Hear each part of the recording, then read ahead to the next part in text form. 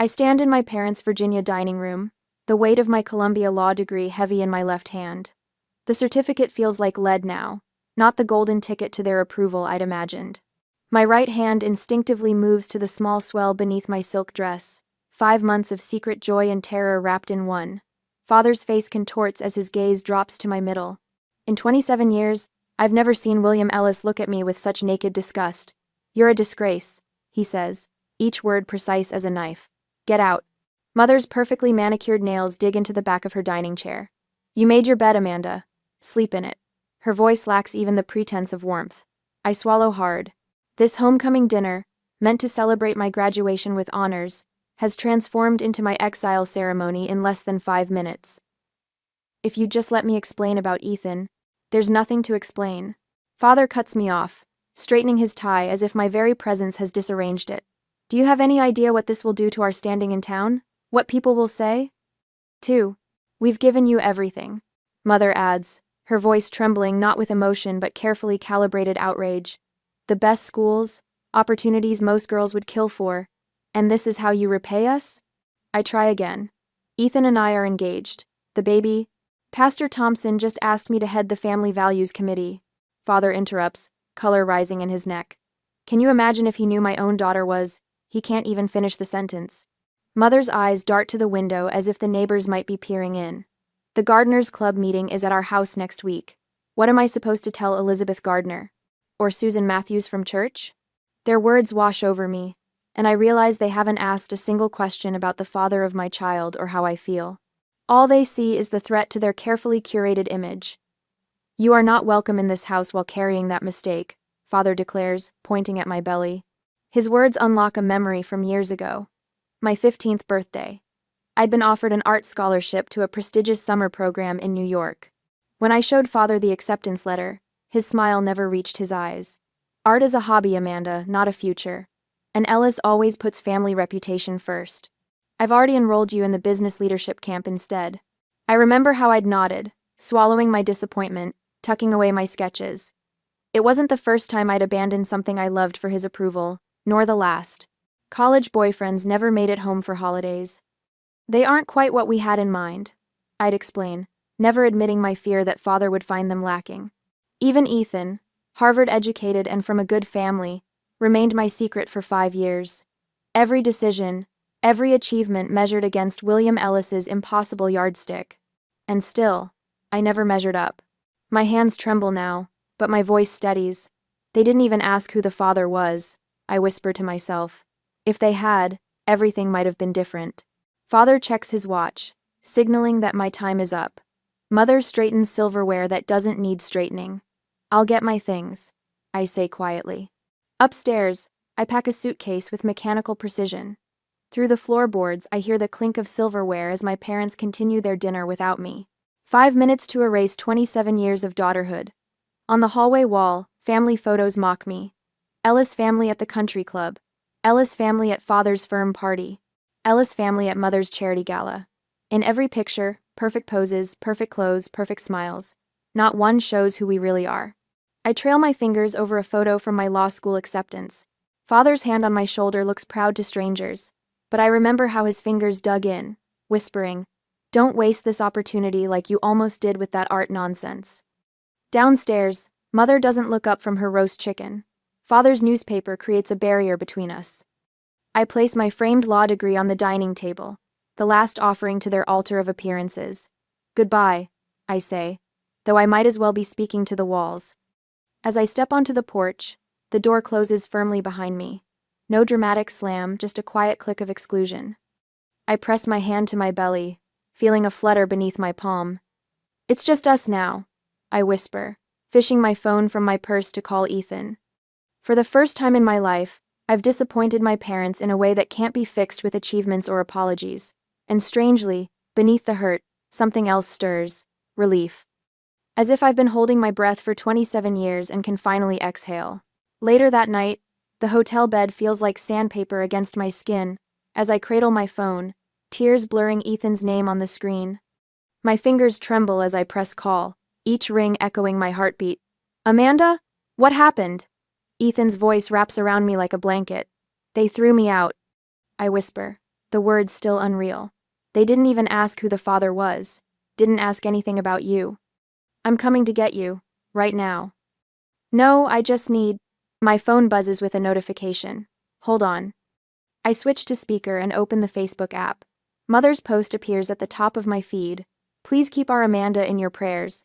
Sometimes the brightest minds struggle with the heaviest burdens. We're devastated by her breakdown, but trust God's plan for healing. The room spins. Ethan, they're telling everyone I had a breakdown. Before he can respond, my phone vibrates again. Aunt Martha's voicemail plays. Amanda, honey, your parents are devastated by your choices. They've loved you so completely. How could you hurt them this way? Pastor Thompson is already planning your intervention. Call them, sweetie. Make this right. I sink to the floor, phone clutched to my chest. They're rewriting everything. I tell Ethan, my voice hollow, creating their own version where I'm mentally unstable instead of pregnant and engaged. There's more, he says, his voice tight. Dad just got a call from a friend at Wellington and Pierce. Your father contacted the senior partners about, we're considering your job offer. Something about family concerns regarding your stability. The air leaves my lungs.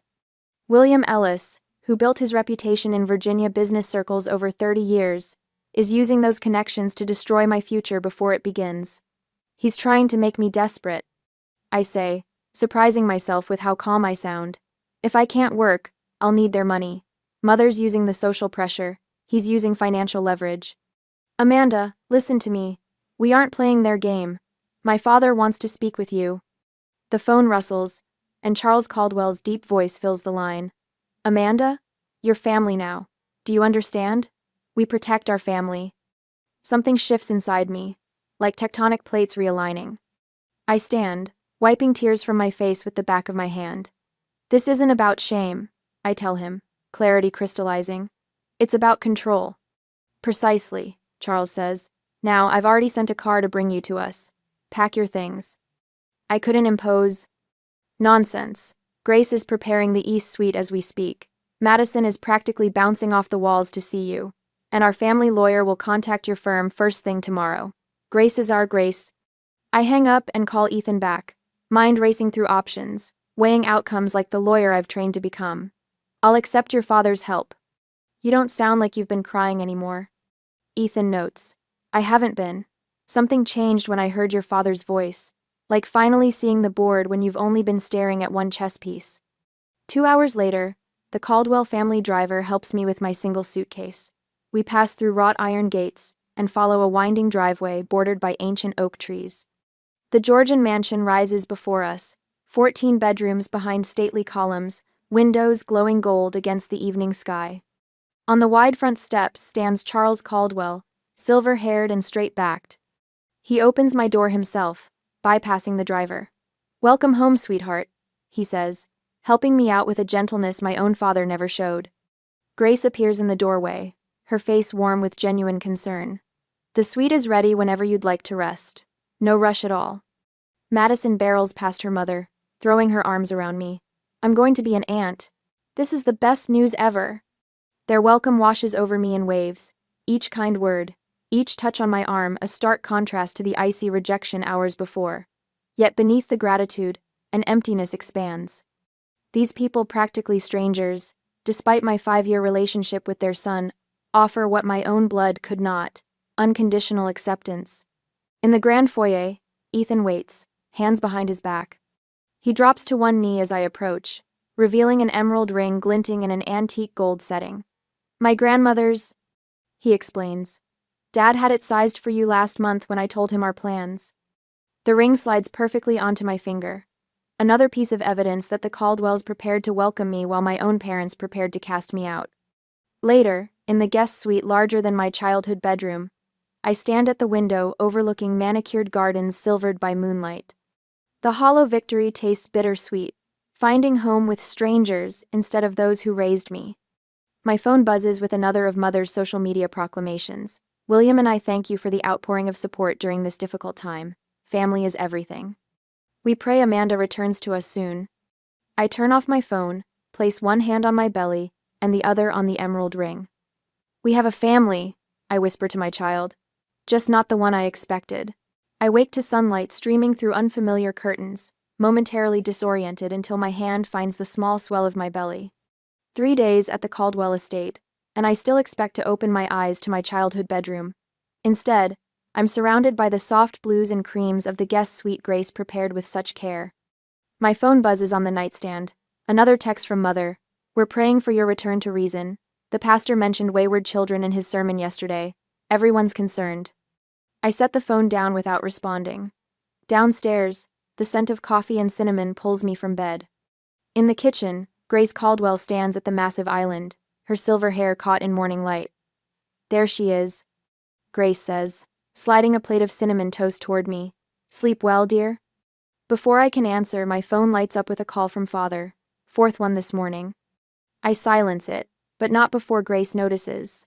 They found out where you are, I explained, the toast suddenly drying in my mouth. Grace covers my hand with hers. Let them know. This isn't a secret to be ashamed of.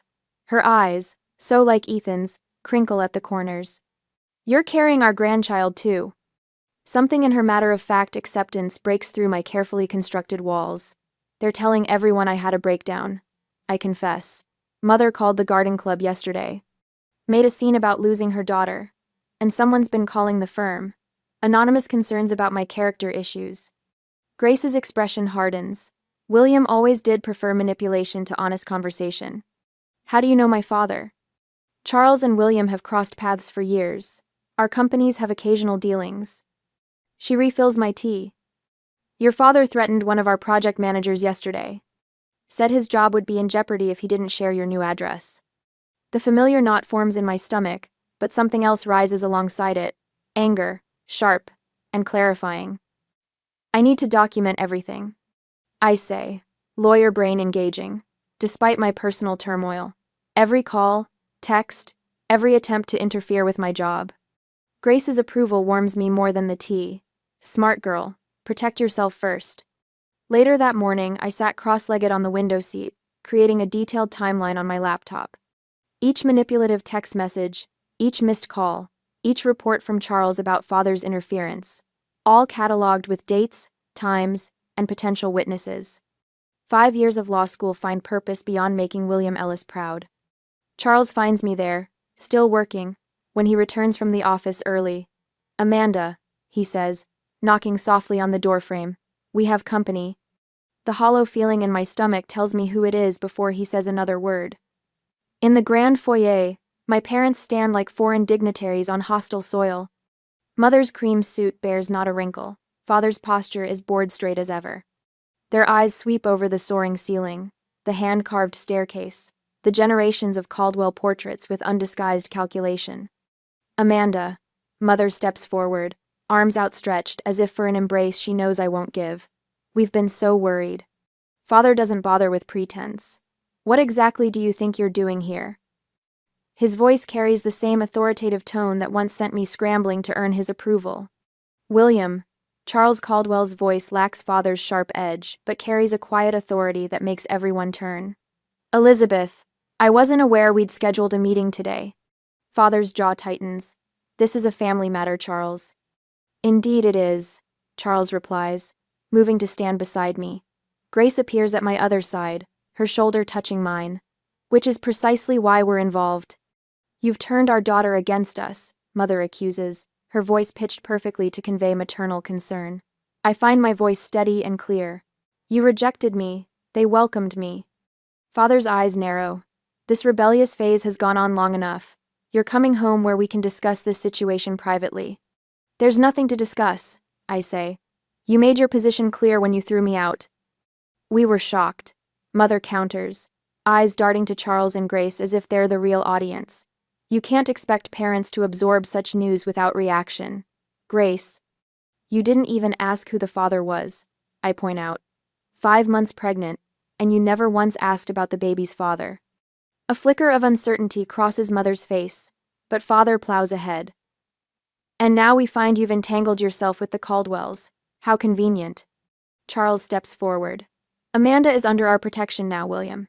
As our future daughter-in-law and the mother of our grandchild, she has our full support. Father's confidence wavers for the first time. Future daughter-in-law? Yes, Ethan says, appearing in the doorway.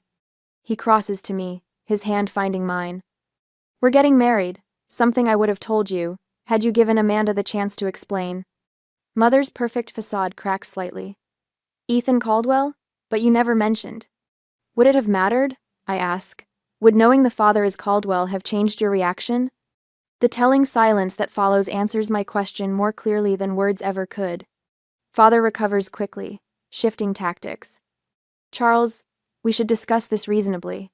Our companies have mutual interests that could be affected by this situation. Charles's smile never reaches his eyes. Your employment relationships with Caldwell Energy remain secure, William. Your interference in my family, however, is not welcome. I watch Father's confident mask slip further, revealing the calculation beneath. For the first time, I see him clearly, not as the infallible patriarch whose approval I've spent 27 years chasing, but as a man whose power exists only when others grant it to him. Mother senses the shift too, her eyes darted between Charles and Father, suddenly unsure which man holds the stronger position in this room. Perhaps we've approached this incorrectly, she offers, softening her tone. We only want what's best for Amanda. No, I say quietly. You want what's best for your reputation. I place a protective hand over my belly. I'm building a real family now. The evening after they leave, Madison organizes an impromptu engagement celebration in the Caldwell garden. Fairy lights twinkle in the old oak trees, and the summer air smells of jasmine and possibility. First day of the rest of your life, Madison whispers, adjusting the simple floral crown she insisted I wear. Grace presents me with a stack of maternity clothes we'd purchased that morning, my first tangible acceptance of this new life growing inside me. Charles assures me my position at the firm remains secure, legal colleagues unswayed by anonymous whispers. Later, I added today's confrontation to my documentation file. Every message, every threat, every manipulation, all preserved in the cloud where they can't be erased. Ethan watches from the doorway. The wedding planner called, he says. Small ceremony, just as you wanted. I nod, saving the file. The sooner the better. 3 days later, a soft knock at the door interrupts us. Charles appears, his expression grave. Pastor Thompson is in the living room, he says, with your parents. My stomach tightens. An intervention? Charles nods. They're requesting you join them. Grace appears behind him, her finger hovering near the security button by the door. Say the word, and I'll have them removed. But something has shifted inside me. The documentation, the Caldwell's unwavering support, the clarity that comes from seeing my parents' manipulation laid bare, it all crystallizes into a new kind of strength. No, I say, rising. I'll speak with them. As we descend the stairs, I feel Ethan's steady presence behind me. Weeks ago, I would have crumbled under the weight of my parents' disapproval. Now, each step feels like reclaiming ground. Pastor Thompson rises when I enter, his expression uncomfortable. My parents flank him like bookends. Mother's eyes are red-rimmed, a performance I now recognize for what it is. Father looks not at me but at Charles, still searching for leverage. I take a deep breath, my hand finding Ethan's. It's time they heard my truth, I whisper, and step forward to face the past so I can claim my future. I rise from the antique sofa in the Caldwell living room, where Pastor Thompson sits uncomfortably between my parents. My hands don't tremble anymore. 5 days at the Caldwell estate have replaced my uncertainty with clarity as sharp as a scalpel. Pastor Thompson, I say, addressing him directly rather than acknowledging my parents. I appreciate your concern, but I need to correct several misrepresentations. My voice carries the precision I've practiced in courtrooms. My parents rejected me without even knowing I'm engaged to Ethan Caldwell. His eyes widened, darting between my face and my father's reddening one. The shock is genuine, the first honest reaction I've seen since they arrived. Furthermore, I continue, I'm carrying a child conceived in a committed 5-year relationship, not through some reckless encounter as you've been led to believe. Behind me, Grace and Charles stand in silent support. I feel their presence like a shield at my back. What my parents have orchestrated is textbook emotional manipulation. I say, unfolding a notepad where I've documented every call, text, and social media post. They've contacted my law firm to question my character. They've told extended family I had a breakdown. They've orchestrated what you believe is a loving intervention when in reality, It's an attempt to salvage their reputation at my expense. Father lurches forward in his seat. We just wanted what's best for you, Amanda. Can't you see that? Mother reaches for the pastor's arm, tears materializing on cue. We needed time to process everything. You sprung this on us so suddenly. I watch Pastor Thompson's face as he absorbs the conflicting narratives. His gaze lingers on my mother's hand clutching his sleeve, then shifts to my father's rigid posture. If you wanted what was best? I responded evenly. You wouldn't have thrown me out without asking a single question about the father of my child or my plans. Father's jaw tightens. This isn't the place for airing family business. I'm calling Daniel Hargrove at your firm on Monday. We'll see how excited they are about a new associate with your complications. A small smile touches Charles's lips as he steps forward. Actually, William, I had lunch with Daniel yesterday. He was delighted to hear about Amanda and Ethan's engagement. The firm is fully supportive of their family plans. Father's face drains of color. Mother's tears vanish instantly, then reappear with renewed vigor when she notices Pastor Thompson watching. The calculated nature of her performance becomes painfully obvious. Pastor Thompson clears his throat. Mrs. Ellis, Mr. Ellis, you didn't mention your daughter was engaged. His voice carries a note of dismay. Or that the father was Ethan Caldwell. Does that matter? Father snaps. The situation is inappropriate regardless. The pastor straightens in his seat. Actually, it matters a great deal. You presented this as a case of a young woman making reckless choices who needed the church's guidance back to the right path. He turns to me. Miss Ellis, Amanda, I sincerely apologize. The church should offer support during important life transitions, not judgment. Mother's fingers twist nervously in her lap. Pastor, surely you understand our position as pillars of the community. What I understand, he replies gently, is that I've been asked to participate in something quite different from what I was told. Charles steps forward, his manner relaxed and welcoming despite the tension. Pastor Thompson, may I offer you some coffee? You've had quite a drive from town. That would be lovely, thank you, the pastor replies, visibly relieved at the gesture of normalcy. Grace retrieves a small envelope from the side table. While Charles sees the coffee, perhaps you'd like to see our grandchild. She hands him the ultrasound photos. Healthy and perfect in every way. Pastor Thompson's weathered face softens as he examines the images. Beautiful. Truly a blessing. Ethan moves to stand beside me, his arm slipping naturally around my waist. Amanda and I have been together for 5 years, Pastor. We met during our first week at Harvard and have been inseparable since. The timing of the baby surprised us, but our plans to build a life together have been in motion for years. Madison, Ethan's sister, brings over a small folder. We've just finished the engagement announcement for the town paper. Perhaps you'd like to see it? Throughout this coordinated response, I maintain my composure. Not with the rigid control I learned in my parents' house, but with the quiet dignity that comes from being surrounded by genuine support. Mother's eyes linger on the ultrasound photo still in Pastor Thompson's hands. Something flickers across her face, not the manufactured emotion she's displayed since arriving, but something raw and genuine. For a brief moment, I glimpse the grandmother she might have been if appearances hadn't mattered more than love. Father notices nothing. His focus remains fixed on Charles, calculating power dynamics and finding himself outmatched. William, Mother whispers, touching his arm. Maybe we should listen. His head jerks toward her, betrayal flashing in his eyes. There's nothing to listen to. We're leaving. But Mother doesn't move. Her gaze returns to the ultrasound photo.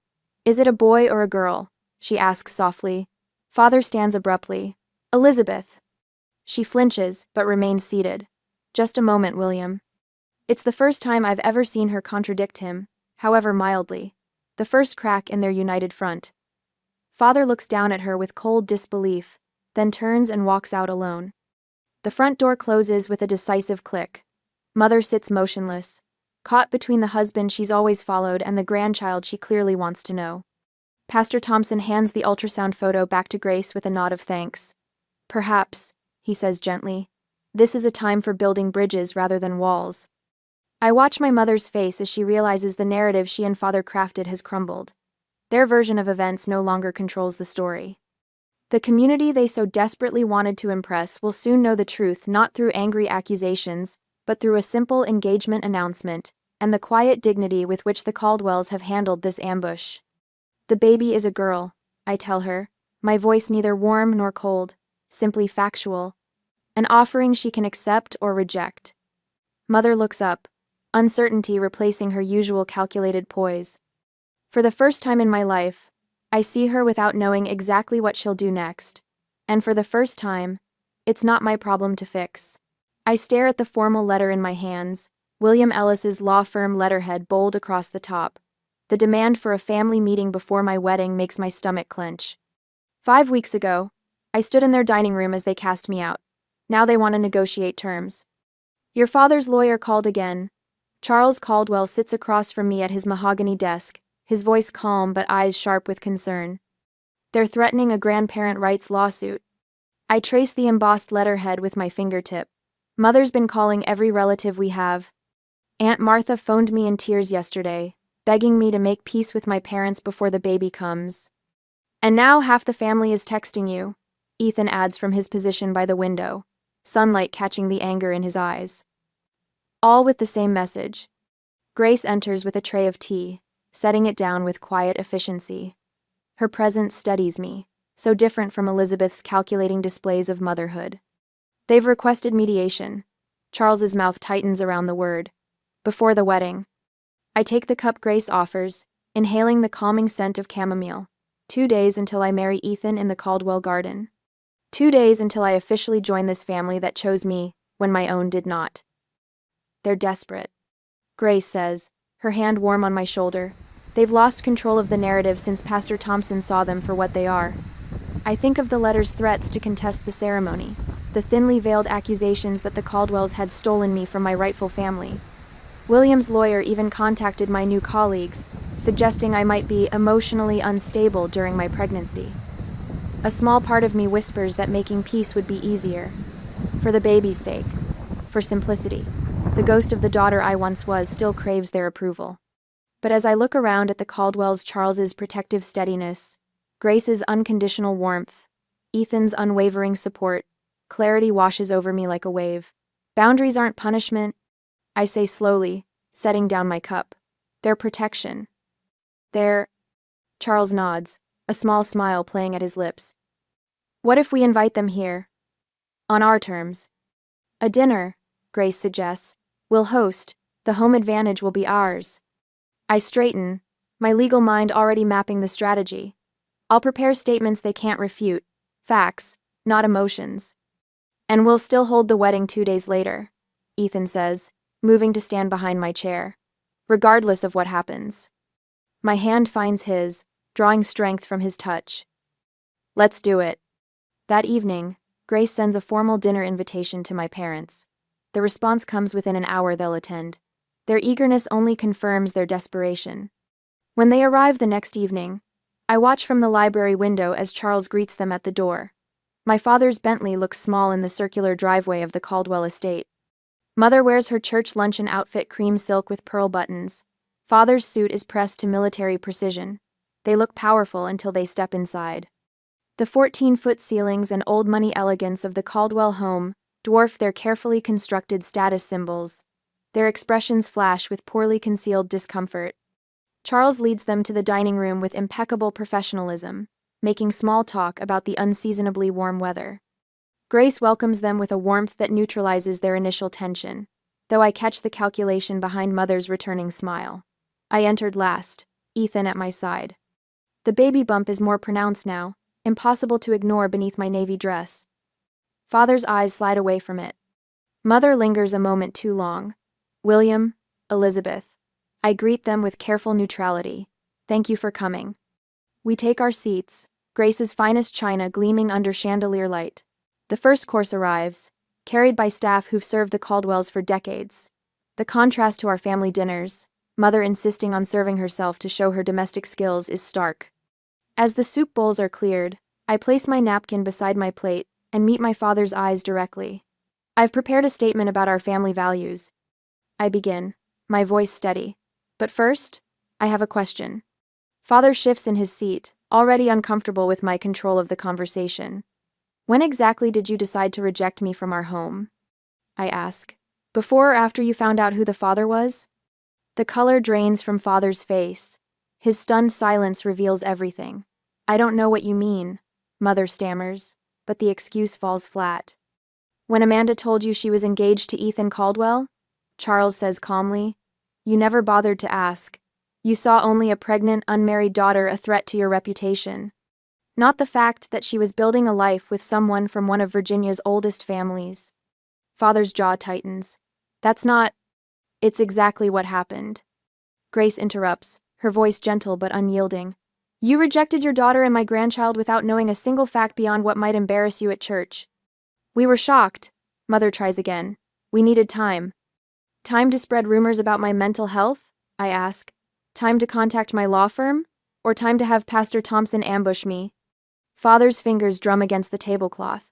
This isn't over, he says, the familiar threat in his voice. We have rights. Your employment at Caldwell Energy remains secure, Charles replies, measured and precise, as long as you stay out of Amanda's life. Mother's eyes fill with tears I've learned not to trust. We have grandparent rights, she whispers. The courts, I interrupt, my legal education a weapon now, require established relationship patterns to grant visitation. Your rejection and subsequent actions are documented. Every call, every text, every manipulation. I lean forward. I may be your daughter, but I'm also a Columbia-educated attorney. Don't threaten me with a law you don't understand. Their faces crumple not from remorse but from the realization that their weapons have been stripped away. This dinner is over, Charles says, standing. I'll walk you out. As Charles leads them to the door, I watch Father's pale face and rigid shoulders. Mother glances back once, tears streaming now. For the first time, they might be genuine. I feel no sadness, only the clean wound of closure. The Caldwells surround me as the door closes. Grace's arm around my waist, Ethan's hand in mine. The family I chose. The family that chose me. They showed me exactly what kind of parent I'll never be. I say softly, one hand resting on my belly. In 2 days, I'll marry Ethan in the garden behind us. And in 4 months, we'll welcome our daughter into a home built on love instead of appearances. Some boundaries aren't meant to be crossed. Some endings make room for better beginnings. 4 months later, I stand in the Caldwell dining room, sunlight streaming through floor-to-ceiling windows. My Columbia law degree now hangs proudly in Charles's study, his suggestion, not mine. My silk dress, the same one I wore that fateful night at my parents' home, stretches more noticeably over my 7-month bump now. Charles raises his crystal flute, the bubbling apple cider catching the afternoon light. To our daughter and grandchild, he announces, his voice warm and steady. Around the table, faces I've come to treasure beam back at me. Grace dabs at her eyes with a linen napkin. I never thought I'd be so blessed, she whispers, reaching for my hand across the polished mahogany. My phone buzzes against the table. My parents' number flashes on screen, the 3rd call this week. With a single swipe, I decline it. No panic rises in my chest, no desperate need to answer, just peace. Everything okay? Ethan asks, his hand finding the small of my back. Perfect, I answered, meaning it. 4 weeks ago, we married in the Caldwell garden. Nothing elaborate, just roses climbing white trellises, a string quartet playing Bach, and 40 guests who genuinely celebrated our union. My ivory dress showed my belly proudly. Ethan's eyes never left mine as we spoke our vows under Virginia's sky. Later that night, I wrote in my journal, "Love doesn't require earning." 4 words that took 27 years to learn. My law career began with surprising confidence. No shadow of parental expectation follows me into client meetings or court appearances. Instead, I carry the steady assurance that comes from building a family based on mutual respect rather than obligation. The nursery takes shape under Grace's gentle guidance, buttery yellow walls that catch the morning light, a rocking chair by the window. She never pushes, never presumes, just offers her thoughts as suggestions I'm free to accept or decline. My mother would have rearranged everything without asking, I told Dr. Winters during therapy last week. Our monthly sessions have become a refuge where family trauma transforms into understanding. And how does Grace's approach make you feel? She asked. Like I matter, I answered simply. The baby shower brought unexpected tears, seeing Madeline from the firm, my college roommate Sarah, Ethan's sister Madison all gathering around me, chosen family replacing toxic connections. Yesterday, a junior associate peeked into my office, her hands twisting nervously. My father wants me to switch to corporate law, she confessed. He says family law isn't prestigious enough. I gestured to the chair across from my desk. Family is who stands beside you when it's hardest, I told her, sharing my story not as a victim, but as a survivor. Her eyes widened with recognition. Now, standing on the Caldwell estate porch at sunset, I watch Ethan cradle our sleeping daughter. Born 3 days ago, Lily Grace Caldwell entered the world with a powerful cry and 10 perfect fingers that wrapped instantly around my heart. There's a letter, Ethan says quietly, nodding toward the side table. My mother's handwriting crosses the cream envelope. I open it carefully, reading Elizabeth's request for reconciliation, for a chance to meet her granddaughter. My response feels neither angry nor bitter, just clear. When you're ready to meet your granddaughter as she is, not as a continuation of our family name, not as a secret to be hidden, but as the beautiful gift she is, we'll be here. The Virginia countryside stretches before us, hills rolling toward the horizon as the sun paints everything in amber and gold. Through the window behind us, I glimpse Charles and Grace watching, their faces full of quiet joy. They showed me what family isn't, I whisper to Ethan. The Caldwells showed me what a family should be. Blood doesn't make family, love does. He kisses my forehead, our daughter sleeping peacefully between us. Love without conditions, he adds. I nod, finally understanding what I could never earn but was always worthy of receiving.